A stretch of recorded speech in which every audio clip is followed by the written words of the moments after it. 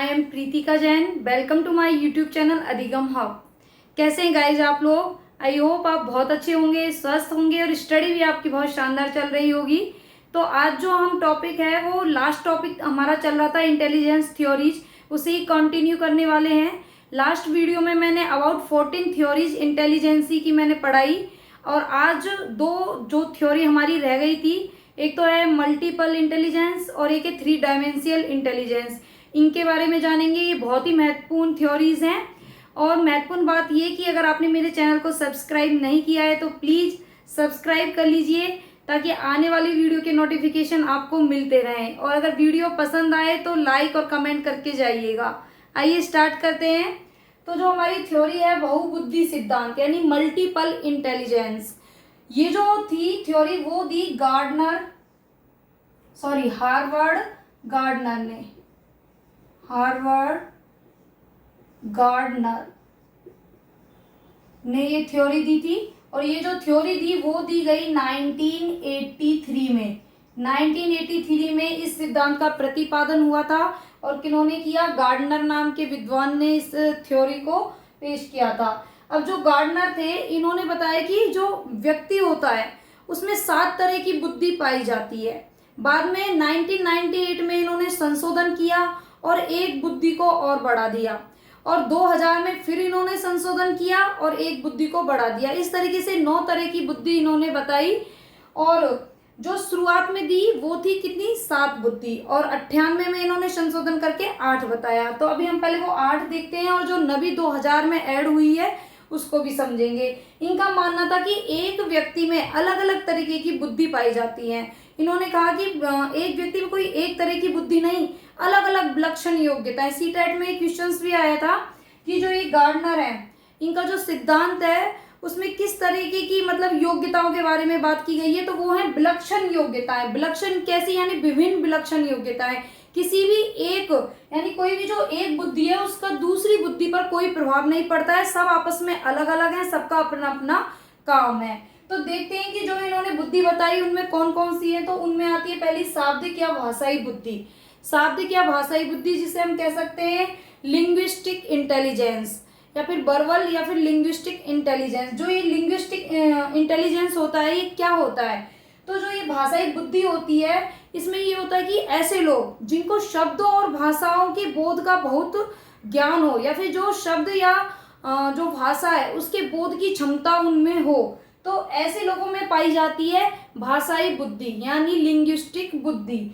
तो ऐसे जो लोग होते हैं वो कौन कौन से होते हैं? तो वो होते हैं लेखक हो गए, शिक्षक हो गए, पत्रकार हो गए, वकील हो गए। तो इस तरीके के जो लोग होते हैं उनमें कौन सा इंटेलिजेंस पाया जाएगा? शाब्दिक या भाषाई बुद्धि। क्योंकि अब देखिए लेखक है, जब लेखक कोई भी लेख लिखेगा या पत्रकार कोई भी समाचार बनाएगा या शिक्षक आपको समझाएगा तो उसके लिए क्या महत्वपूर्ण होगा? उसके लिए महत्वपूर्ण होगी शब्द और भाषा, शब्दों का चयन, भाषा का चयन उसके लिए सबसे महत्वपूर्ण होता है। अब जैसे वकील है तो वकील जब कोर्ट में कोई भी केस लड़ेगा तो कैसे शब्दों का चयन करना है, कैसी भाषा यानी भाषा का बोध और शब्दों का बोध होना जरूरी है। और जिनके पास शब्द और भाषा संबंधी ज्ञान की क्षमता प्रखर होती है या उनको बोध होता है तो उनमें कौन सी बुद्धि होती है? शाब्दिक या भाषाई बुद्धि। फिर सेकंड बुद्धि जो आती है वो है तार्किक या गणितीय बुद्धि। इसे हम कह सकते हैं लॉजिकल इंटेलिजेंस। देखिए नाम से ही पता चल रहा है लॉजिकल यानी वे लोग जो कि तर्क वितर्क कर सकते हो या फिर जिनकी मानसिक क्रियाएं, जिनकी मानसिक शक्ति तेज हो। क्योंकि देखिए गणितीय बुद्धि भी इसे कहा गया है मैथमेटिकल इंटेलिजेंस, यानी जिनकी मानसिक क्रियाएं तेज होंगी, मानसिक शक्ति तेज होगी, वो ही गणित संबंधी क्रियाएं कर पाएंगे। तो जो व्यक्ति तर्क लगा सके और गणित संबंधी मानसिक क्रियाएं करने में प्रखर हो तो उनमें पाई जाती है कैसी? Logical intelligence. अब ऐसे लोग कौन कौन से होते हैं? जैसे कि गणितज्ञ हो गए, वैज्ञानिक हो गए हमारे, तो इनमें इनको क्या करना है होता है? गणितज्ञ होते हैं भाई, गणित की अलग अलग क्रियाएं हो गई, वैज्ञानिक हो गए, इन्हें भी काफी मानसिक क्रियाएं करनी होती हैं, लॉजिक से तर्क वितर्क, किसी का पक्ष किसी का विपक्ष रखना होता है। तो ऐसे लोगों में लॉजिकल इंटेलिजेंस पाया जाता है। फिर थर्ड आता है शारीरिक या गतिज बुद्धि। शारीरिक, देखिए इसे हम कहेंगे इंग्लिश में बॉडीली या किनेस्थेटिक इंटेलिजेंस। बॉडीली या किनेस्थेटिक इंटेलिजेंस क्या होता है? अब देखिए शारीरिक और एक है गतिज शब्द यानी शरीर में गति यानी शरीर संबंधी कार्य करने में जो लोग प्रखर होते हैं, जिनका इंटरेस्ट बॉडीली जो कार्य होते हैं उनमें ज्यादा उनका इंटरेस्ट होता है। जैसे कि अब कैसे लोग आते हैं इनमें, जैसे कि नर्तक हो गए, डांसर्स। तो डांसर्स को क्या करने होते हैं, अपने मूव्स करने होते हैं। तो मूव्स में उनका पूरा बॉडी लैंग्वेज और किनेस्थेटिक यानी गति, यानी किस तरीके से वो बॉडी को मूव करा रहे हैं वो सब आता है। खिलाड़ी हो गए, ठीक है, मुक्केबाज हो गए, मुक्केबाज को भी मुक्के मारने के लिए, खिलाड़ी को खेलने के लिए। और यहाँ पे हम तैराक भी लिख सकते हैं कि तैराक हो गए। तो उन सबों में क्या कैसा इंटेलिजेंस पाया जाता है, शारीरिक या गतिज यानी बॉडीली किनेस्थेटिक इंटेलिजेंस पाया जाता है, क्योंकि इनका जो शारीरिक बल शारीरिक संबंधी इनको कार्य करने होते हैं। फिर आता है अंतर्वैयक्तिक बुद्धि। कहीं कहीं से अंतर्वैयक्तिक बुद्धि भी मिल जाएगा, और उसके साथ दूसरा भी देख लेते हैं हम, अंतरावैयक्तिक बुद्धि। अब देखिए दोनों में क्या डिफरेंस है, एक तो है अंतर्वैयक्तिक बुद्धि और एक है अंतरावैयक्तिक बुद्धि। कहीं कहीं ये अंतर्वैयक्तिक बुद्धि भी आपको मिल जाएगा, तो मैं आपको यहाँ बता देती हूँ। अंत या अंतर आता है तो वो एक है, और अंतरा ये अलग है, अंतर्वैयक्तिक। अब देखिए अंतर्वैयक्तिक में जो वर्ड आया अंतर क्या होता है, मतलब एक दूसरे में अंतर करना। अब अंतर्वैयक्तिक किसे कहेंगे, अंतर्वैयक्तिक वो होगा दूसरे लोगों की, मैं यहाँ लिख देती हूँ इसे, दूसरे लोगों की भावनाओं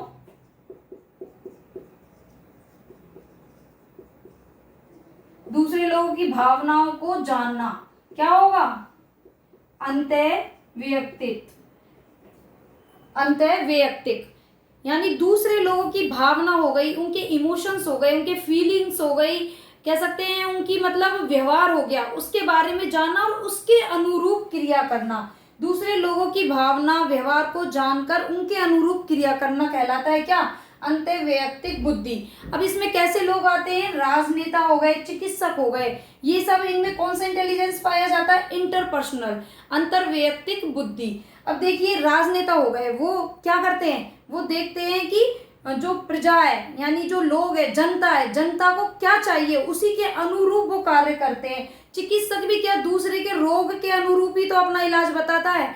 यानी कैसे आप समझ सकते हैं कि दूसरे लोगों की भावना, मान के चलिए कोई व्यक्ति है, हमें पता है कि इसको ना खुद की प्रशंसा सुनने का बहुत शौक है, तो जैसे ही वो आएगा तो हम कहेंगे वाह आज तो बड़े जम रहे हो, आज तो बहुत सुंदर लग रहे हो।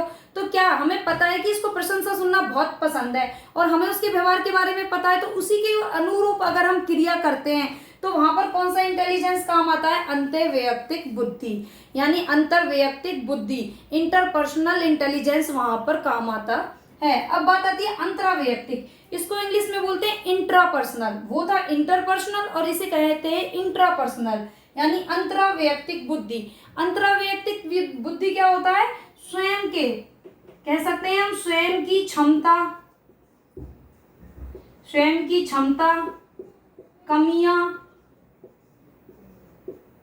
कमियों के बारे में जानना। स्वयं की क्षमता हो गई, कमी हो गई, उनके बारे में अगर हम जान लेते हैं कि भाई हमें किस चीज का पोटेंशियल है, हमें किस चीज की कमी है, तो जब हम इन चीजों के बारे में जान लेते हैं तो ये क्या होता है, हमारा अंतरावैयक्तिक इंटेलिजेंस वहां पर काम करता है। और जो अंतरावैयक्तिक बुद्धि है उसमें कैसे कौन से लोग आते हैं, उसमें आते हैं हमारे योगी हो गए, संत हो गए। भाई वो तो मतलब इतने बड़े लोग होते हैं संत और योगी, उन्हें पता होता है मतलब एक तरीके से खुद के आत्म का ज्ञान करना, स्वयं के बारे में ज्ञान करना। आत्म क्या होती है, आत्मा का ज्ञान, स्वयं का ज्ञान करना, स्वयं की कमी और क्षमताओं के बारे में जानना, वो कहलाता है अंतरावैयक्तिक। तो आई थिंक आपको समझ में आ गया होगा, अंतर्वैयक्तिक यानी दूसरों की भावना संवेग के बारे में जानकर अनुरूप क्रिया करना, और अंतरावैयक्तिक यानी स्वयं की क्षमता कमी उनके बारे में जानना। फिर आता है संगीतात्मक बुद्धि यानी म्यूजिकल इंटेलिजेंस। अब देखिए म्यूजिकल नाम से पता चल रहा है ऐसे लोग जिन्हें संगीत के बारे में, जिन्हें म्यूजिक के बारे में इंटरेस्ट हो, यानी कह सकते हैं कि जो जिनको संगीत यानी ध्वनि हो गई, संगीत में क्या होता है ध्वनि, उनकी गति, आरोह अवरोह, जिनकी संगीत के लय, इन सब के बारे में जानकारी होती है, तो उनमें कौन सा इंटेलिजेंस पाया जाता है, म्यूजिकल इंटेलिजेंस। और म्यूजिकल इंटेलिजेंस में कैसे लोग आएंगे, संगीतकार यानी म्यूजिशियंस हो गए, या फिर वाद्य यंत्र बजाने वाला। अब भाई जैसे कोई हारमोनियम बजाता है तो उसे सारे गामा, सारे ध्वनि, स्वर वगैरह आते होंगे, तभी तो वो ये सब कर पाएगा। तो वहां पर जो काम करता है वो कौन सा इंटेलिजेंस करता है, म्यूजिकल इंटेलिजेंस। और इसमें आते हैं संगीतकार हो गए और वाद्य यंत्र बजाने वाले हो गए। फिर आती है हमारी प्राकृतिक बुद्धि, इसे हम बोलते हैं नेचुरलिस्टिक इंटेलिजेंस। इसमें क्या होता है, मतलब नेचर से संबंधित, यानी पेड़ पौधे, वनस्पति, पहाड़, पर्वतों के बारे में जो जिनको जानकारी होती है, यानी उनका ज्ञान होता है कि भाई कहाँ पर किस तरीके के पौधे लगने चाहिए, कैसी वनस्पति है, मौसम के बारे में जिनकी जानकारी होती है, उधर होता है हमारा नेचुरलिस्टिक इंटेलिजेंस यानी प्राकृतिक बुद्धि। इनमें आ जाएंगे जैसे कि किसान हो गए, वनस्पति वैज्ञानिक हो गए, और हम कह सकते हैं जीव वैज्ञानिक हो गए, इसके अलावा मौसम वैज्ञानिक हो गए। तो ये सब किस में आएंगे, प्राकृतिक बुद्धि में। फिर आता है स्थानिक बुद्धि, यानी इसे हम बोलेंगे special, SPATIAL, special intelligence sorry, इसे हम स्पेशियल इंटेलिजेंस बोलेंगे। अब स्पेशियल इंटेलिजेंस क्या होता है, यानी कह सकते हैं किसी दृश्य यानी कोई भी दृश्य हो गया, कोई भी स्थान हो गई, कोई भी जगह, उसके संबंधी ज्ञान, उसके संबंधी जो बोध होता है हमें, वो किसके जरिए होता है, स्थानिक बुद्धि, स्पेशियल इंटेलिजेंस। जैसे कि कोई भी मूर्तिकार हो गए, चित्रकार हो गए, कोई भी जो सर्वे करते हैं, सर्वे ऑफिसर होते हैं यानी सर्वेक्षण अधिकारी, वो सब, उनमें कौन सा बुद्धि पाया जाता है, स्थानिक बुद्धि। क्योंकि इनमें क्या होता है, एक तो प्रत्यक्षात्मक, एक तो इनमें ये भी होता है कि किसी भी चीज को प्रत्यक्षात्मक का भी ज्ञान होता है इन्हें, और एक तरीके से दृश्यात्मक क्या है, यानी अब जैसे कि मान चलिए मूर्तिकार चित्रकार है, कोई भी दृश्य स्थान जगह को देखकर वो उस तरीके की प्रतिमा बना सके, उस तरह का दृश्य को मूर्त रूप दे सके, तो उनमें ऐसा इंटेलिजेंस पाया जाता है स्थानिक बुद्धि का। जैसे मूर्तिकार हो गए, चित्रकार हो गए, सर्वेक्षण करने जाता है तो वो भी किसी स्थान पे जाके सर्वेक्षण करता है, तो वो सब स्थानिक बुद्धि में आता है। अब देखिए इधर जो ये प्राकृतिक बुद्धि आया है, ये 1998 में प्राकृतिक बुद्धि को जोड़ा गया था। पहले इस तरीके से ये 7 थे और 1998 में प्राकृतिक बुद्धि को जोड़ा गया। फिर उसके बाद 2000 में भी एक बुद्धि, मैं इधर लिख देती हूँ मिटाकर, फिर एक जो नवी बुद्धि आई थी वो कौन सी थी, मतलब नोवा इंटेलिजेंस जोड़ा गया, वो थी अस्तित्व बुद्धि। इसे जोड़ा गया कब, 2000 में जोड़ा गया। और इस तरीके से टोटल कितने हो गए थे, 9 तरीके के इंटेलिजेंस गार्डनर ने बताए। अस्तित्व बुद्धि में देखिए कह सकते हैं हम जैसे कि हमारे इतिहास हो गया, या फिर मानव संसार का जो रहस्य है, संसार को रहस्य को जानने वाले जो लोग हैं, उनमें पाई जाती है अस्तित्व बुद्धि। जैसे कि कौन हो गए, दार्शनिक हो गए, ठीक है। तो ये जो दार्शनिक हो गए, इन सब में कैसी बुद्धि पाई जाती है, अस्तित्व बुद्धि। क्योंकि ये इन लोगों का क्या काम होता है, यानी जो भी कोई छुपे हुए रहस्य है, संसार में कोई भी रहस्य छुपा है, इतिहास में कोई रहस्य छुपा है, उसे ढूंढ कर लाना, यानी किसी के भी अस्तित्व संबंधी कार्यों में, जिनका कहें कि कार्यों में उनका इंटरेस्ट होता है, या कार्य संबंधी जिनमें ज्ञान होता है, या अस्तित्व किसी भी रहस्य को खोज निकालने का जिनमें बोध होता है, उनमें अस्तित्व बुद्धि पाई जाती है। और इनमें आ जाते हैं दार्शनिक हो गए, इस तरीके के लोग इसमें आते हैं। तो इस तरीके से 9 बुद्धि बताई गई है। 1998 में प्राकृतिक बुद्धि को जोड़ा गया और 2000 में अस्तित्व बुद्धि को जोड़ा गया। और ये जो सारी बुद्धि हैं वो अपने आप में अलग हैं, एक बुद्धि का दूसरी बुद्धि पर कोई प्रभाव नहीं पड़ता है। तो ये था हमारा बहुबुद्धि का सिद्धांत। और जो हमारी अगली थ्योरी है वो है त्रिआयामी सिद्धांत यानी 3 डायमेंशनल थ्योरी। ये जो थ्योरी थी वो दी जेपी गिलफोर्ड ने, जेपी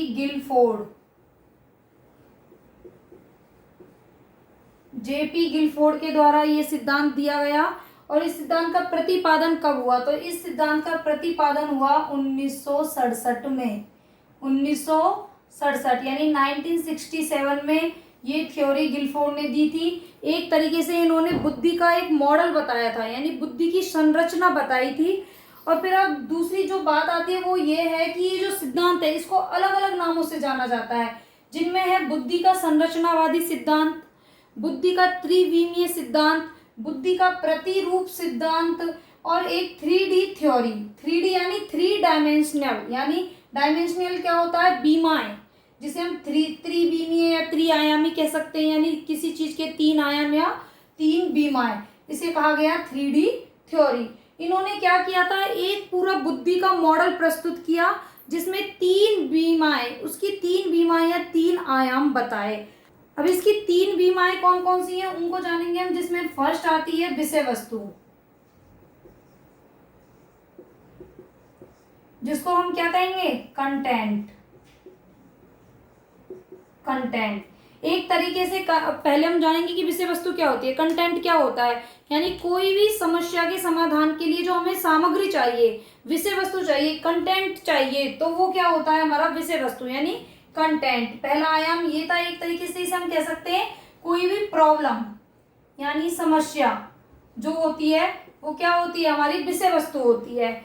अब यहाँ पर मैंने ये जो ये बताया है आपको एक मॉडल, इसमें भी ये 3 आयाम 3 बीमाएं बताई हैं, लेकिन पहले हम जरा ये कंटेंट जान लेते हैं। फिर जो दूसरा आएगा, दूसरी बीमा या दूसरा आयाम आएगा वो है संक्रिया। संक्रिया को हम प्रक्रिया भी कह सकते हैं, इंग्लिश में से हम बोलेंगे ऑपरेशन। ऑपरेशन क्या होता है, अब देखिए कि जो भी कोई प्रॉब्लम थी, विषय वस्तु थी, उसके समाधान के लिए हम जिस मानसिक प्रक्रिया से गुजरते हैं उसे क्या बोलेंगे हम, संक्रिया। एक तरीके से हम कह सकते हैं क्या, सॉल्यूशन यानी ये हो गई समस्या, ये हो गया इसका समाधान।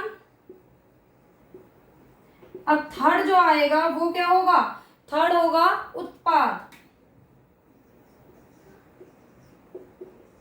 उत्पाद या इसे हम परिणाम भी कह सकते हैं यानी प्रोडक्ट। अब देखिए कोई जो समस्या थी उसके हम समाधान के लिए एक मानसिक प्रक्रिया से गुजरे, अब उसके परिणाम स्वरूप, उसके रिजल्ट के एक तरीके से उसका जो परिणाम आया, यानी जो समस्या के समाधान के लिए जो हमें सूचनाएं प्राप्त हुई, जो एक तरीके से रिजल्ट निकल के आया, वो क्या था, हमारा प्रोडक्ट, उत्पाद यानी परिणाम। तो इसको हम कह सकते हैं रिजल्ट, यानी वही आ जाएगा रिजल्ट यानी परिणाम। अब देखिए मतलब कोई भी जो समस्या है हमारे सामने, जैसे उदाहरण से समझते हैं कि ज्यादातर घरों में क्या होता है, घरों की सबसे बड़ी समस्या है कि आज सब्जी क्या बनेगी। तो भाई आज सब्जी क्या बनेगी, वो क्या हो गई हमारी समस्या, वो हमारा कंटेंट, प्रॉब्लम हो गई।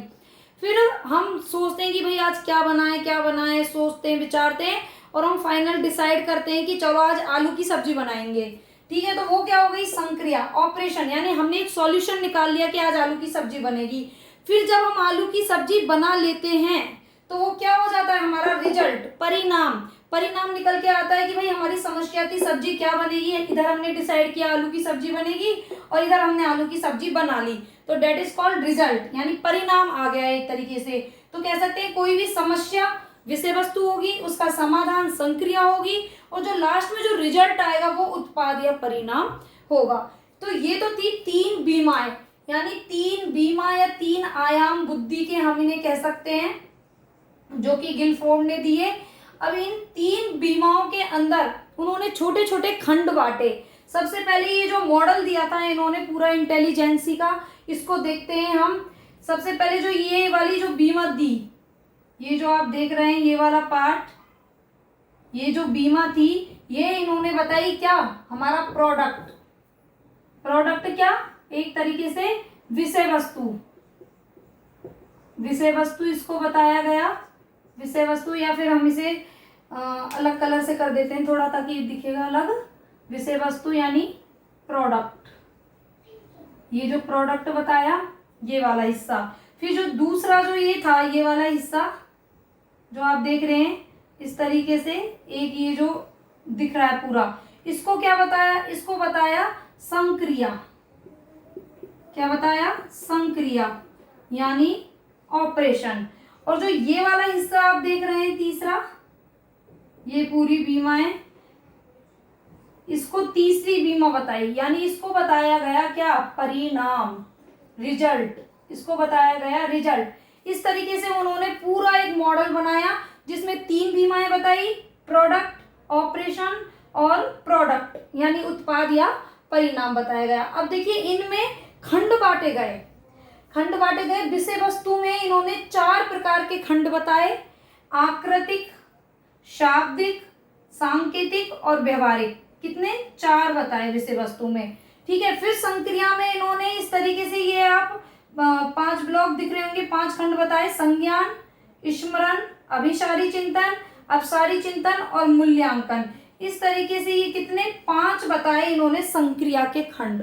फिर परिणाम में इन्होंने बताया इकाई, वर्ग, संबंध, प्रणाली, रूपांतरण, अनुप्रयोग। कहीं कहीं निहितार्थ भी आपको मिल जाएगा लिखा हुआ।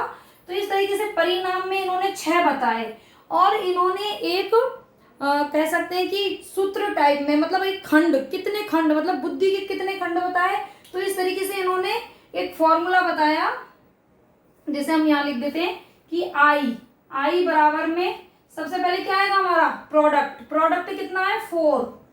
4 इंटू ऑपरेशन कितना है हमारा? 5 और परिणाम में कितना है? 6, तो इधर आ जाएगा 6 और टोटल कितना होगा? 5 चौके 20 और 20 छिक्के 120। तो इस तरीके से इन्होंने 120 खंड बताए। इन्होंने सर्वप्रथम इंटेलिजेंसी में 4 into 5 into 6 equal to 120 blocks, यानी 120 खंड बताए। बुद्धि के 120 खंड बताए इन्होंने। अभी तक के सबसे ज्यादा खंड बताए थे। ये इन्होंने कब बताया? सबसे पहले जो बात आती है, ये इन्होंने बताया 1967 में, 1967 में जब इन्होंने अपना ये बुद्धि की संरचना का मॉडल पेश किया था, तो इसमें इन्होंने 120 खंड बताए। ठीक है, अब इन्होंने 1977 में 10 साल बाद इन्होंने कुछ चेंजेस किए। इन्होंने, इसे हम इरेज कर देते हैं ताकि हमें अच्छे से समझ में आए।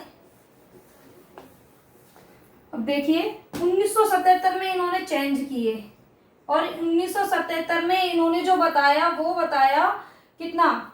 देखिए पहले कितना था? 4 इंटू 5 इंटू 6, फिर इन्होंने बताया 5 इंटू 5 इंटू 6 और फिर इन्होंने लास्ट में दोबारा चेंज कर दिया। कब? 1980 में। 1980 में इन्होंने आई बराबर में कितना बताया? 6 इंटू 5 इंटू 6। इसे भी हम आई बराबर लिख देंगे, यानी इंटेलिजेंसी। और 1967 में बताया इन्होंने क्या? यही हमारा 4 इंटू 5 इंटू 6, यानी 120 120 और इधर बताया 150 और इधर हो गया हमारा 180। तो इस तरीके से इन्होंने इतने खंड बताए बुद्धि के, इंटेलिजेंसी के। 1967 में इन्होंने बताया कि जो प्रोडक्ट है उसमें 4 खंड हैं और संक्रिया में 5 और परिणाम में 6। लेकिन 1977 में इन्होंने चेंज किया और बताया कि प्रोडक्ट में 5, संक्रिया में 5 और परिणाम में 5 और इस तरीके से 150। और फिर 1980 में इन्होंने दोबारा चेंज किया और प्रोडक्ट में 6, संक्रिया में 5 और परिणाम में 6 करके कुल मिला के 180 खंड बताए। बुद्धि के जो सर्वाधिक बुद्धि के प्रकार और जो खंड बताए वो किसने बताया? जेपी गिलफोर्ड ने। इस तरीके से इन्होंने बताया था। अच्छा, ये जो लास्ट में इन्होंने 6 कर दिए थे वो कहाँ पे इन्होंने चेंज किया था वो मैं बताती हूँ आप। ये जो आकृति है इसके इन्होंने 2 पार्ट किए और 2 पार्ट में इन्होंने आकृति को हटा के क्या बताया? एक तो श्रव्य और एक दृश्य। इस तरीके से करके इन्होंने लास्ट में विषय वस्तु में 6 कर दिए और 5 वही संक्रिया के थे और 6 वही परिणाम के। तो हमें याद रखना है कि शुरू में जो 1967 में उन्होंने बताया 120 और लास्ट में उन्होंने बताया 180। तो हमें जो इम्पोर्टेंट याद रखना है वो ये रखना है कि शुरू में जो मॉडल पेश किया था उसमें 120 खंड बताए थे और अंत में कितने बताए? 180। उन्होंने यहाँ जो पहले क्या था? यहाँ पहले था आकृतिक। जो आकृतिक था उसके हटा के इधर 2 पार्ट कर दिए, श्रव्य और दृश्य, और इस तरीके से 6 खंड प्रोडक्ट में, विषय वस्तु में बता दिए गए थे। और इस तरीके से इन्होंने ये पूरा बुद्धि का एक मॉडल प्रस्तुत किया था और जिसमें ये था कि जो बुद्धि है वो इसी प्रकार से काम करती है कि कोई भी समस्या आती है, फिर एक मानसिक प्रक्रिया से गुजरना होता है और लास्ट में एक परिणाम आता है और वो अलग अलग खंड इस तरीके से उन्होंने बताए। तो इसमें जो ये एक बहुत इंपॉर्टेंट थ्योरी है तो इसको जरूर याद करना। और सबसे इम्पोर्टेंट, शुरू में 120 खंड बताए, लास्ट में 120 बताए। कब ये थ्योरी दी गई? गिलफोर्ड के द्वारा प्रतिपादित की गई। और ये जो इनके खंड थे, इनके नाम भी जरूर याद कर लीजिएगा।